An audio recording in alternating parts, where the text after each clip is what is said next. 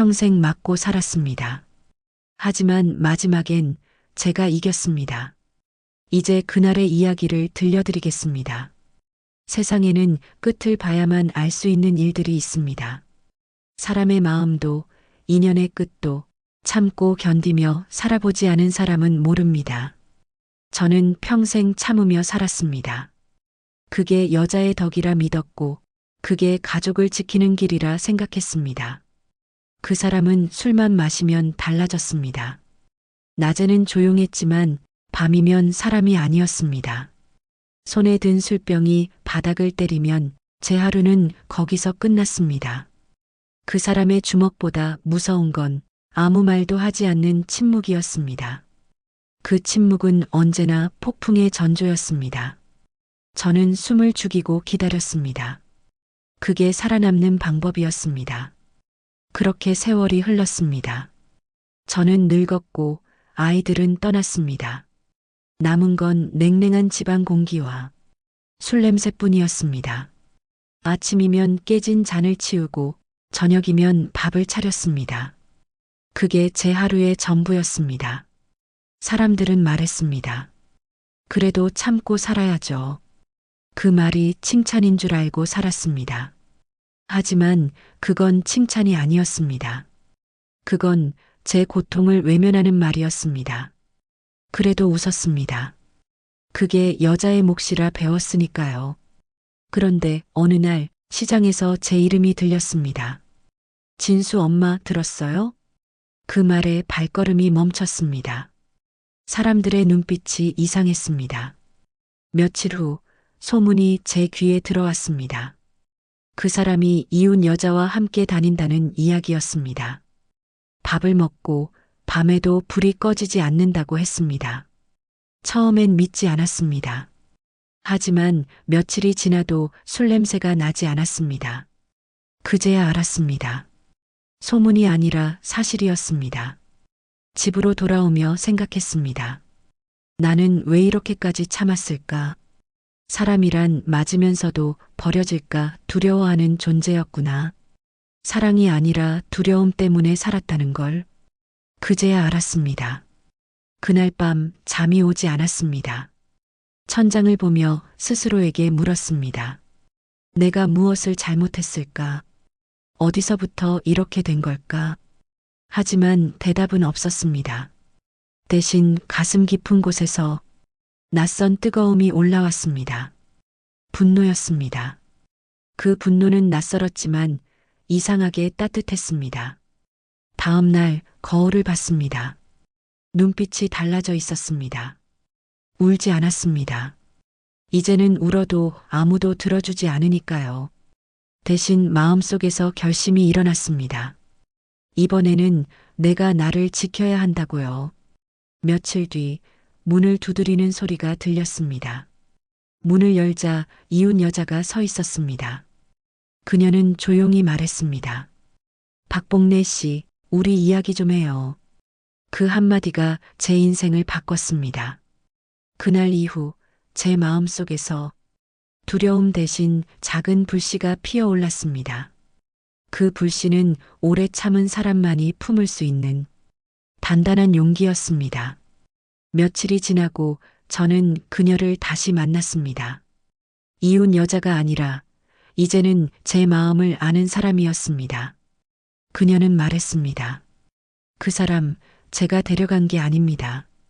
그 사람의 추한 모습을 세상에 드러내고 싶었습니다. 처음엔 믿기지 않았습니다. 하지만 그녀의 눈빛에는 거짓이 없었습니다.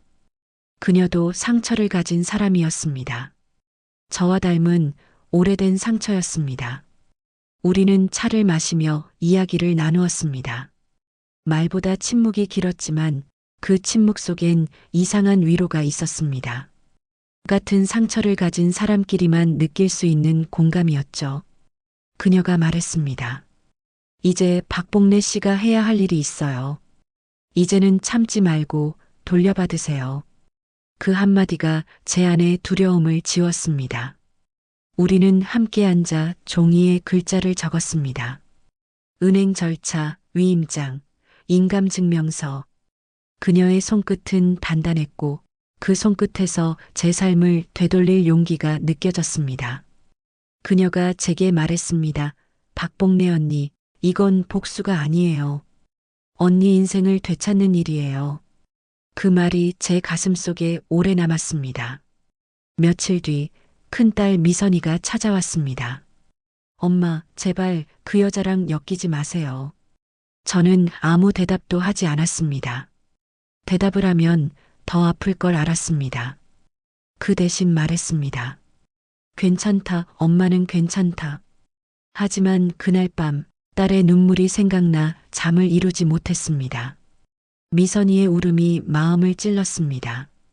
다음 날 둘째 은숙이가 전화를 했습니다. 엄마, 도시로 올라오세요. 이제 거기서 벗어나요. 저는 조용히 말했습니다. 괜찮다. 아직 내 할 일이 남았다. 딸은 울었습니다. 엄마의 결심을 막을 수 없다는 걸 느꼈겠죠. 그날 오후 춘자가 찾아왔습니다.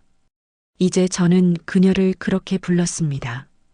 언니, 오늘 해야 해요. 오늘이 아니면 늦어요. 저는 고개를 끄덕였습니다. 그래, 춘자야. 오늘 끝내자. 밤이 깊고 남편은 술에 취해 들어왔습니다. 손에는 서류가 들려 있었습니다. 그녀가 미리 준비해둔 서류였습니다. 남편은 웃으며 말했습니다. 이거 사인만 하면 복래가 나한테 뭐라 못하지. 저는 눈을 감았습니다. 툭, 도장이 찍혔습니다. 그 소리 하나로 내 인생이 바뀌었습니다. 서류 위엔 제 이름이 적혀 있었습니다. 박복래. 그 이름이 이렇게 뚜렷하게 보인 적은 없었습니다. 이제야 제 이름으로 살아가는 기분이었습니다. 다음 날 아침 은행에서 직원이 말했습니다. 이제 모든 명의가 박복래님으로 변경되었습니다. 그 말이 제 귀에 울렸습니다. 손끝이 떨렸지만 그건 두려움이 아니라 마침내 끝난 사람의 떨림이었습니다. 집으로 돌아오는 길, 바람이 불었습니다. 길가의 나무가 흔들렸습니다. 그 흔들림이 제 마음 같았습니다. 이제 흔들려도 쓰러지지 않겠다고 다짐했습니다. 그날 밤 미선이에게서 전화가 왔습니다. 엄마, 왜 그렇게까지 하셨어요? 엄마까지 망가지는 거잖아요. 저는 말했습니다. 아니야, 미선아. 이제야 엄마가 사람답게 사는 거야. 전화기 너머로 조용한 숨소리만 들렸습니다. 그 침묵 속에서 무언가 전해졌습니다. 며칠 뒤 남편은 모든 사실을 알게 되었습니다. 문을 박차고 들어와 소리쳤습니다. 너 그 여자랑 한패였지.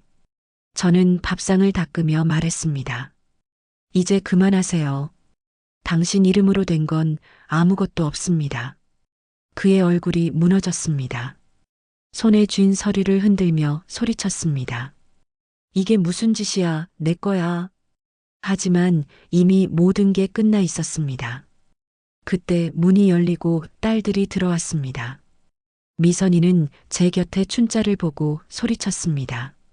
당신이 우리 엄마 망가뜨렸죠. 춘자는 아무 말도 하지 않았습니다. 그 대신 고개를 숙였습니다. 저는 미선이 앞에 서서 말했습니다. 그 사람 탓하지 마라. 그 사람은 내 편이었어. 아이들의 눈이 흔들렸습니다.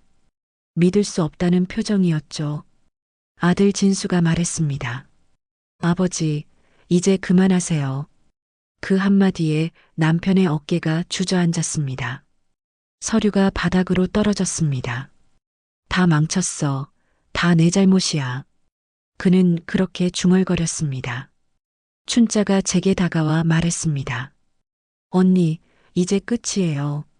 저는 손을 잡아주며 말했습니다. 그래, 춘자야. 고맙다. 이제 괜찮다.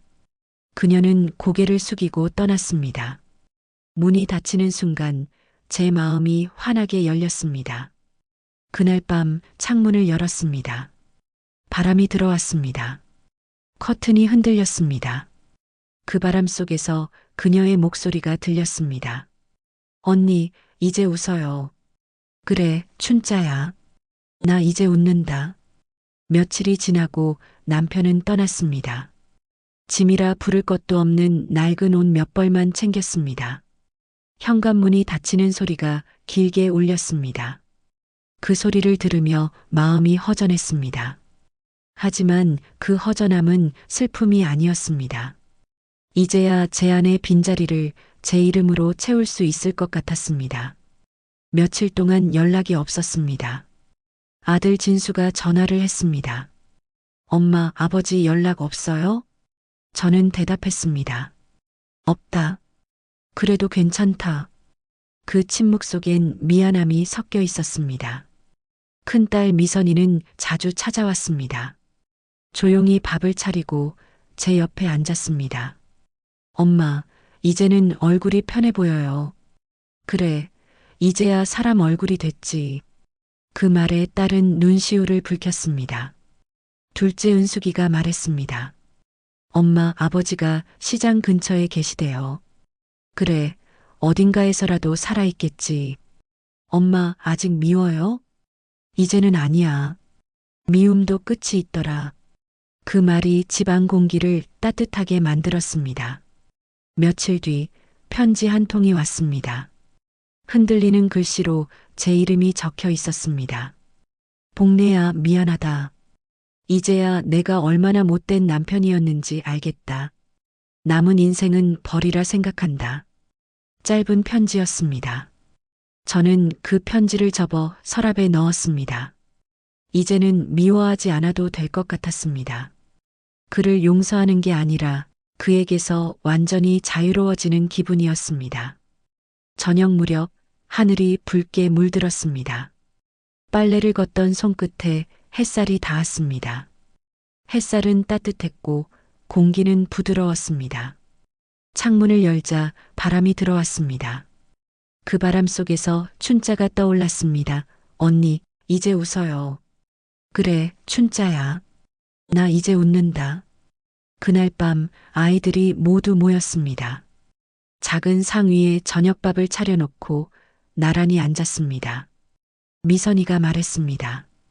엄마, 이제 우리도 엄마처럼 살게요. 누구한테도 휘둘리지 않고 당당하게요. 저는 웃으며 말했습니다. 그게 제일 어려운 거야. 사람답게 사는 게 제일 힘들다. 은숙이가 제 손을 잡았습니다. 그래도 엄마는 해냈잖아요. 그 말이 참 고마웠습니다.